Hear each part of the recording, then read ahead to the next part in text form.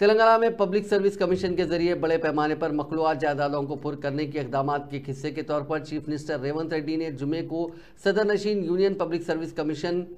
मनोज सोनी से मुलाकात की और यूपीएससी के खतूत पर तेलंगाना पब्लिक सर्विस कमीशन की तंजीम जदीद से मुतालिक उमूर पर वसीतर तबादला ख्याल किया। रियासत में कांग्रेस हुकूमत की तश्कील के बाद तेलंगाना पब्लिक सर्विस कमीशन के सदरनशीन डॉक्टर बी जनार्दन रेड्डी और दूसरे अरकान ने इस्तीफे दे दिए हैं, जो गवर्नर डॉक्टर सौंदरराजन के पास ज़ेर इल्तिवा हैं। उन इस्तीफों की मंजूरी के साथ ही Telangana state public service commission की तंजीम जदीद करते हुए सरकारी जायदादों पर तकर्रुरात के नोटिफिकेशन की इजराई का इम्कान है।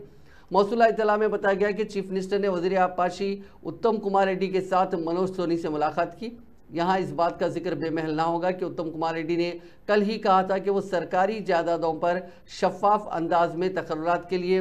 पब्लिक सर्विस कमीशन की यूपीएससी के खतूत पर तंजीम जदीद पर मनोज सोनी से बातचीत और मुशावरत करेंगे।